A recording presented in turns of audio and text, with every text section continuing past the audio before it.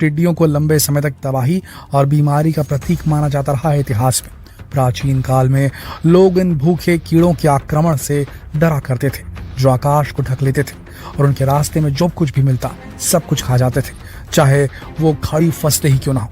कई जगह अकाल पड़े हैं इन टिड्डी दलों के हमलों की वजह से। आपको 2020 का टिड्डी हमला याद है? तब भी टिड्डियों की फौज ने कई देशों की फसल को पूरी तरह से बर्बाद कर दिया था। वो टिड्डी दल अचानक से कैसे पैदा हो जाते हैं और इतने बड़े पैमाने पर नुकसान कैसे कर पाते हैं, तो चलिए आज इसी बारे में थोड़ा डिटेल में जानकारी प्राप्त करते हैं। लोकस्ट या टिड्डा एक ऐसा इंसेक्ट है जो कुछ ग्रास हॉपर और झिंगुर से मिलता जुलता है। यह आमतौर पर रेगिस्तानी इलाकों में पाए जाते हैं। अच्छा, इसकी सबसे खास बात जो कि इसे ग्रास हॉपर और झिंगुर से अलग करती है वो ये है कि ये दो रूपों में पाया जाता है। जब यह अकेला होता है तब ये हरे रंग का होता है। इनके इस रूप को सॉलिटरी फेस कहा जाता है। और जब ये झुंड में होते हैं और इनके आसपास का माहौल सपोर्टिव होता है, जैसे कि बारिश के बाद जब नए पेड़ पौधे फूल रहे हों, तब इनका पूरी तरीके से इनका रूप बदल जाता है, जिसे ग्रेगेरियस फेस कहा जाता है। ग्रेगेरियस, जी हाँ। और इस रूप में इनका व्यवहार और रूप सब पूरी तरह से बदल जाता है। अच्छा, जब ये सॉलिटरी फेज में होते हैं तब ये किसी को कोई नुकसान नहीं पहुंचाते, लेकिन जब ये झुंड के साथ होते हैं, यानी जब इनका रंग पीला काला हो जाता है, तब ये खतरनाक हो जाते हैं। उस समय इनके खाने पीने की आदत पूरी तरह से बदल जाती है। ये तब पहले से कई गुना ज्यादा और कई वैरायटी का खाना खा जाते हैं, यानी कि इनकी भूख कई गुना बढ़ जाती है।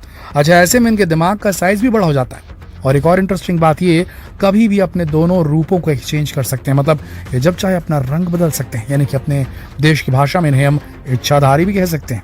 इनके झुंड को स्वार्म भी कहा जाता है और ये स्वार्म अपने रास्ते में आने वाली हर चीज को बर्बाद कर देते हैं। क्योंकि ग्रेगेरियस फेस में आने के बाद ये कुछ भी खा सकते हैं, फिर चाहे तो बीज हो, फसल हो, पत्तियां हो, तने हो, ऑलमोस्ट एनीथिंग, पेड़ का कोई भी पार्ट। अच्छा, आपने टिड्डियों का झुंड तो देखा ही होगा, लेकिन क्या आप अंदाजा लगा सकते हैं कि टिड्डियों के एक स्वार्म यानी कि झुंड में कितना बड़ा हो सकता है ये झुंड? कितने सारे इसमें इंसेक्ट एक साथ हो सकते हैं? इसे हम एक एग्जाम्पल से समझ सकते हैं। सन 2020 में केनिया में एक स्वार्म ने हमला किया था, जो कि 40 किलोमीटर बाई 60 किलोमीटर का था। समझ रहे आप? 40 किलोमीटर और 60 किलोमीटर के दायरे में सिर्फ टिड्डियां ही टिड्डियां थी। यानी कि आगे 40 किलोमीटर और 60 किलोमीटर का एक रेक्टेंगल बनाया जाए तो उसकी एरिया यानी कि लगभग 2400 स्क्वायर किलोमीटर के बराबर का झुंड। अगर आप अब भी नहीं समझ पा रहे हो तो ये सुनिए, एक टिड्डी के झुंड के 1 स्क्वायर किलोमीटर में 150 मिलियन से ज्यादा टिड्डे होते हैं। इससे भी डरावना आंकड़ा यह है कि एक झुंड एक दिन में इतना खाना खा सकते हैं जितने कि 2500 लोग एक दिन में खाते हैं।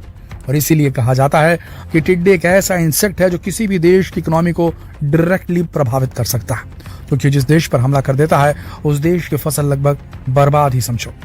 अब आप सोच रहे होंगे कि जब ये टिड्डी दल इतने खतरनाक होते हैं तो इनसे छुटकारा पाने का क्या तरीका है? तो सबसे आसान तरीका है पेस्टिसाइड्स का छिड़काव, लेकिन इसके कई नेगेटिव इफेक्ट भी होते हैं, जिस वजह से इसे अवॉइड किया जाता है। इसके अलावा 2020 में जब भारत पर टिड्डी दल ने हमला किया था तो किसानों ने एक अनोखा तरीका अपनाया। उन्होंने तेज शोर करके या म्यूजिक बजाकर टिड्डियों को तितर बितर करने की कोशिश की थी, लेकिन एक छोटे लेवल पर तो ठीक है, पर बड़े लेवल पर इसे नहीं आजमाया जा सकता। अच्छा, पाकिस्तान ने इनसे निपटने का एक बढ़िया सॉल्यूशन निकाला। वहां की सरकार ने किसानों से कहा कि वो टिड्डियों को पकड़कर सरकार को बेच दे, और लोगों ने थैलियों में टिड्डियों को पकड़ना भी शुरू कर दिया।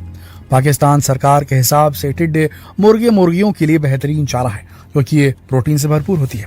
दोस्तों, असल में टिड्डे के हमले का बड़ा कारण है क्लाइमेट चेंज। अगर ये एन फसल, जब खड़ी फसल रहती है, उस दौरान भारत में आ जाए ना, तबाही मच जाएगी दोस्तों। उस साल का पूरा प्रोडक्शन, पूरी फसलें खाने की क्षमता होती है इन टिड्डियों के स्वार्म, इन टिड्डियों के झुंड के पास। तो हम तो ही प्रार्थना करते हैं कि कभी ये टिड्डी दल भारत में ना आए या दुनिया के किसी भी देश में ना आए, क्योंकि इससे सिर्फ नुकसान होता है और कुछ भी नहीं। ये जरूर क्लाइमेट चेंज का ही असर है, और फूड चेन जिस प्रकार से प्रभावित की जा रही है लगातार जंगलों के कटने की वजह से, वो सबसे खतरनाक है।